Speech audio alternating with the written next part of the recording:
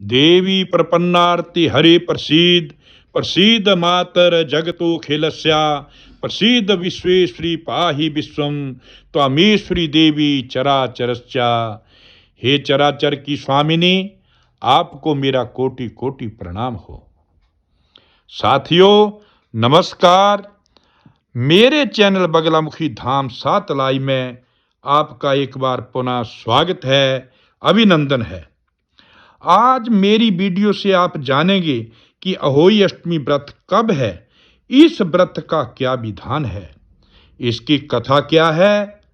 यह सब जानने के लिए आप मेरी वीडियो को अंत तक अवश्य देखें व मेरे से जुड़े रहने के लिए मेरे चैनल को अवश्य सब्सक्राइब करें तथा अपने कमेंट भी भेजें।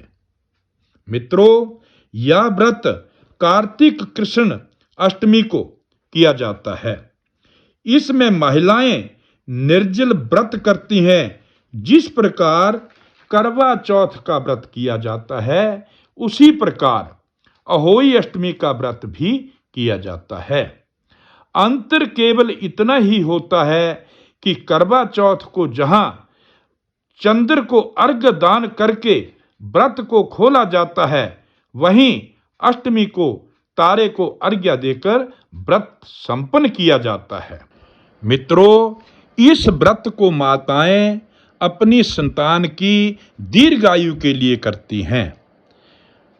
जिस तरह करवा चौथ को करवा रखकर व्रत किया जाता है, उसी तरह इस दिन भी जो करवा रखे जाते हैं, उनमें मिष्ठान भरकर जो है वो बच्चों को दिया जाता है। उनके लिए नए वस्त्र व उपहार भी दिए जाते हैं। साथियों, इस व्रत को करने से संतानहीनों को संतान की प्राप्ति होती है। इस व्रत को महिलाएं पुरुष दोनों ही कर सकते हैं। मित्रों, बिना देरी किए अहोई अष्टमी की कथा मैं शुरू करता हूं। एक साहूकार की बेटी अपनी भाभियों के साथ मिट्टी उखाड़ने गई। साहूकार की बेटी जहां मिट्टी उखाड़ रही थी, वहां एक स्याहू अपने बच्चे के साथ रहती थी। मिट्टी काटते समय खुरपी की चोट लगने से एक स्याहू का बच्चा मर गया। इस पर स्याहू क्रोधित होकर उसने कहा कि जाओ, कभी भी तुम्हारे घर में संतान नहीं होगी। स्याहू के वचन सुनकर साहूकार की बेटी अपनी सातों भाभियों से यह प्रार्थना करने लगी कि आप में से कोई मेरे शाप को ग्रहण कर लो।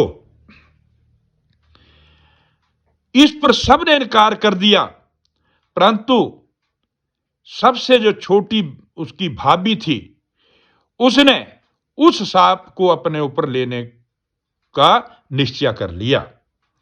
इस कारण उसके जो भी बच्चे होते थे वो 7 दिन में ही मर जाते थे। जब उन्होंने इसके बारे में किसी विद्वान से पूछा तो उसने श्राप का कारण बताया व सुरही गाय की सेवा करने को कहा।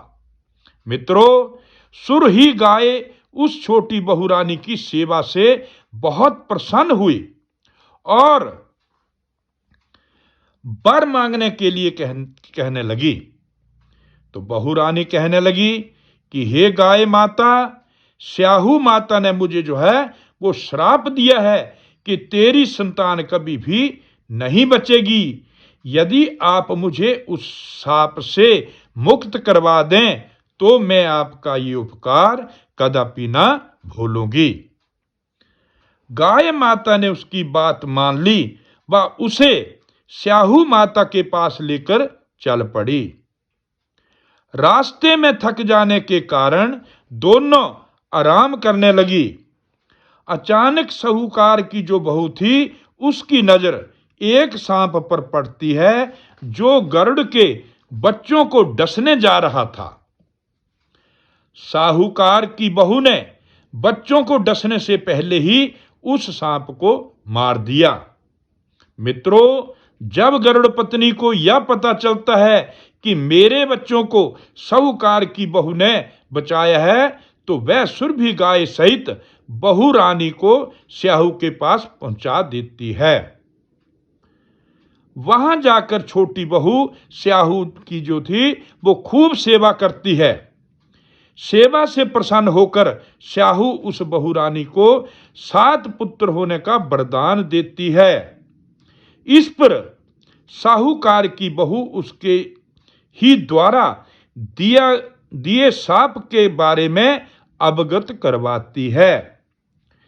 इस पर वो अपना साप वापस ले लेती है और उसे घर जाकर अहोई माता का पूजन व उद्यापन करने के लिए कहती है।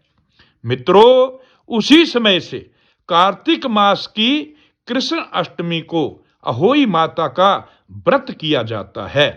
इस व्रत को करने से प्रत्येक माता की मनोकामना पूर्ण होती है व संतानहीनों को संतान की प्राप्ति होती है, दरिद्रता दूर होती है, धनहीनों को धन मिलता है और उन्हें हर प्रकार के जो है वो मन वांछित फलों की प्राप्ति होती है। बोलो अहोई माता की जय।